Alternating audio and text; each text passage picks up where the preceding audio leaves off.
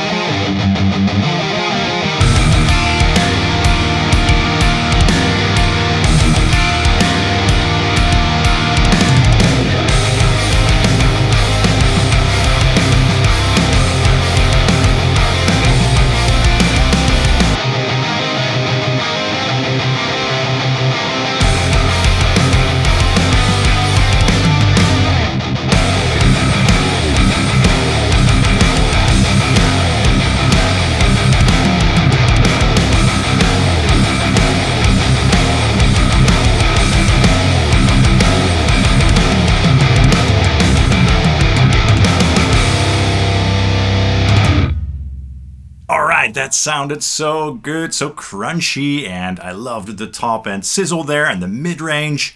One thing that I really like about the 6505 amplifiers is that the mid-range stands really tall in a mix. And that's quite important for a high-gain amplifier, if you ask me. So that was my Schecter PT SLS Elite with the Fishman Fluence modern pickups in it. On the bridge pickup, the ceramic bridge pickup through the lead channel.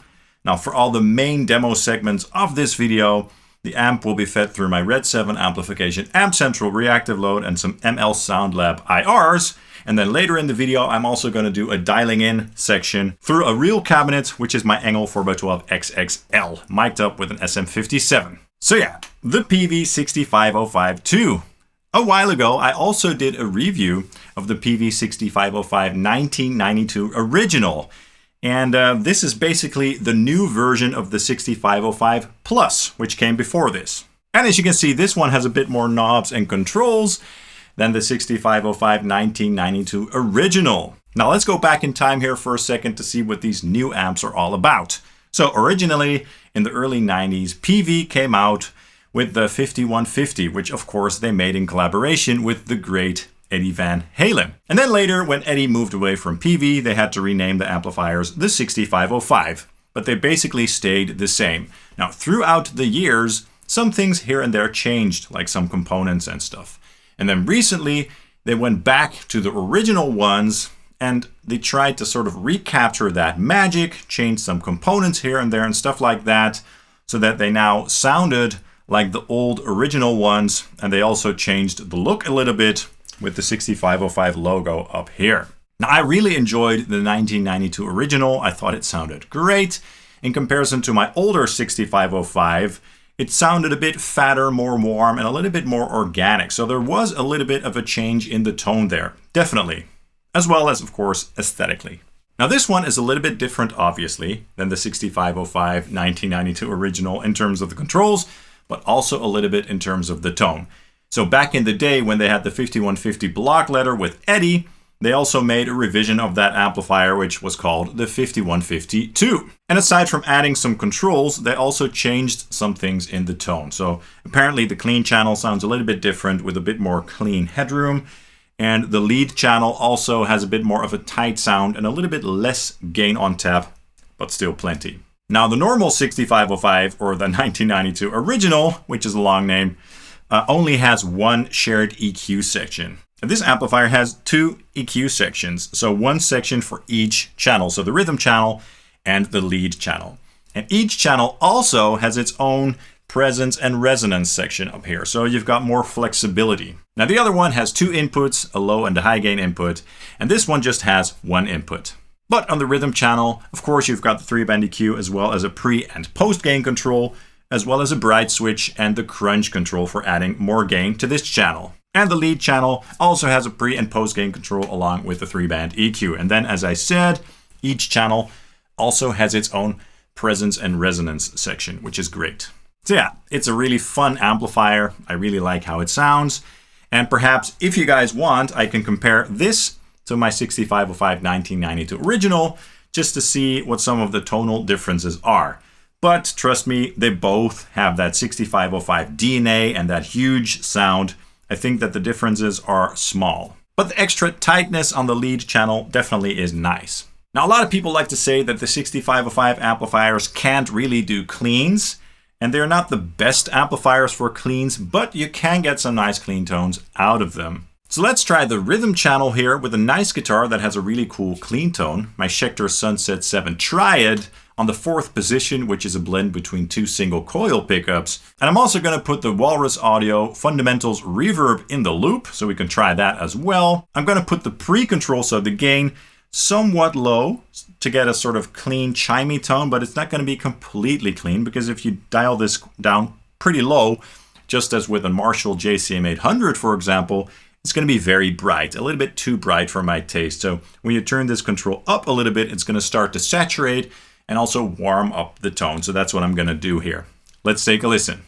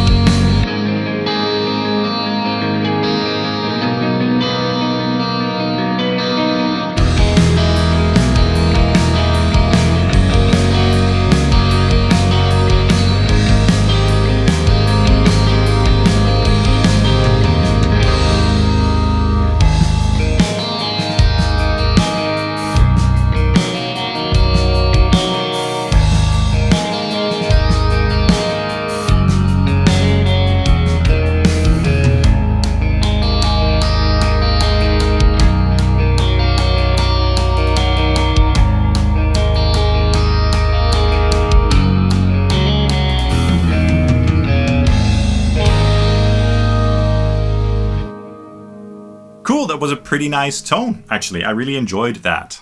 Again, not super clean, but clean enough to call it clean.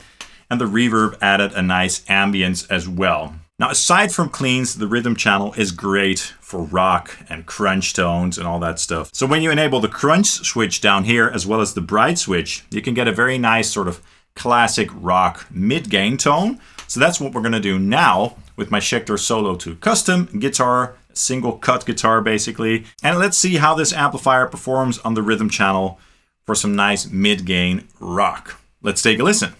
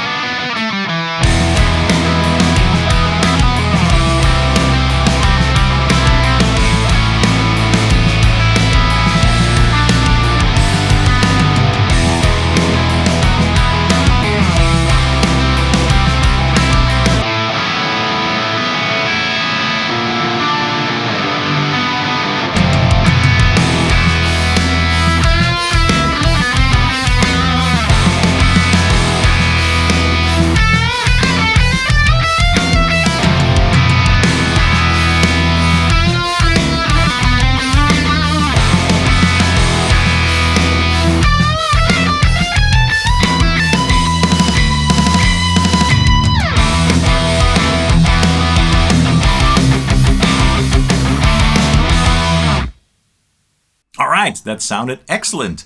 Just as with the high gain tones and the clean tone, the mids sit in the mix really nicely and the low end thump is quite nice. Now, one thing that I've noticed with this one as well as the 1992 original is that the presence control doesn't do a whole lot until you get to around 8 or 9 o'clock or so. So if you want to open this amp up with plenty of sizzle, you're going to have to turn that presence control up pretty high. And this amp also gets pretty loud with the post gain controls pretty low. So that's also something to take into consideration. Okay, now let's go back to some nice high gain tones. In the intro, you heard this amplifier with a 6-string with active pickups. Now we're going to try a 6-string with passive pickups. My Schecter E1 Apocalypse Red Rain to be precise. And let's see how crunchy this amplifier sounds with that guitar. Through the lead channel, of course. Take a listen.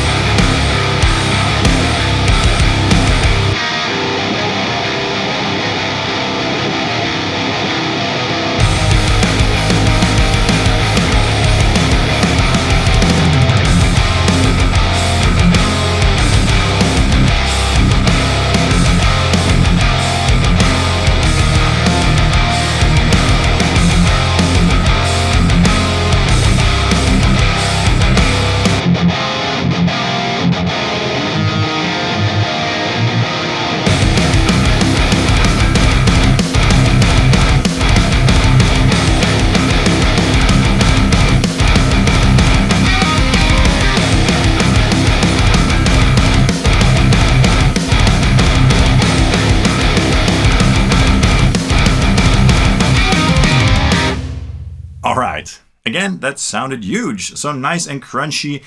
And again, the mids sit in the mix so nicely. It's just a wonderful amplifier. I guess this one sounds a little bit more controlled than the other one, so the 1992 original. And I like that. Now let's go a little bit lower and see how well this amplifier handles extended range guitars.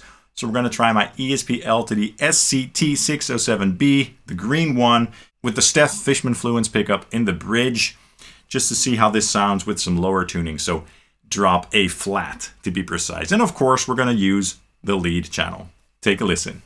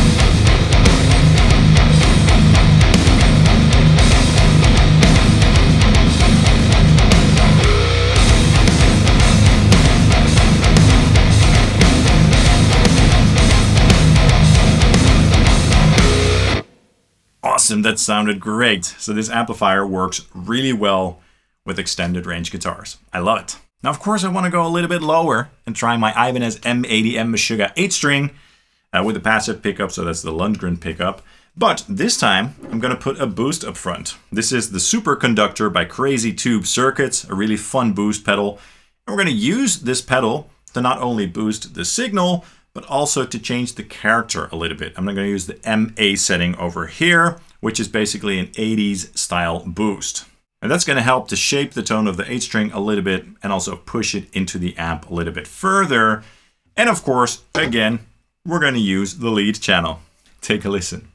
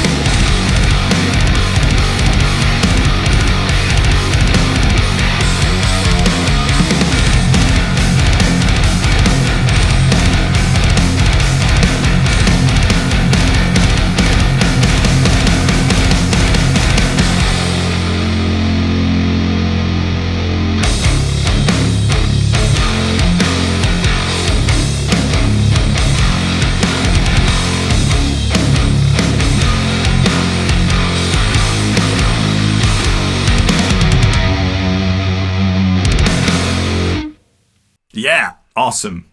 So with all the tones that you've heard so far, I think that the amplifier performs really well. It does that classic Peavey tone, the 6505 tone.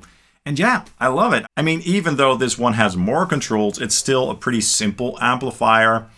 And yeah, the tone is there. I like it. Now what I'm going to do is grab my Schecter Solo II Custom again, plug the amplifier into my ENGL cabinet, mic'd up with the SM57, and tweak the controls a little bit and stuff so you guys can hear how the controls react. Let's check that out right now.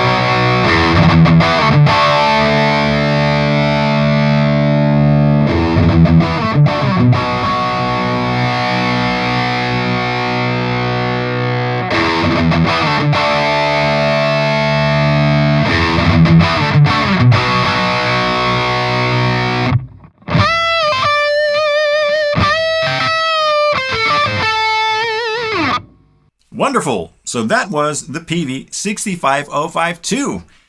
I really like this thing. It sounds awesome. I love the additional controls, and I like the fact that it's voiced a little bit differently than the 1992 original. And I also like the fact that it just has more controls, which makes it more flexible. So yeah, I like this thing a lot.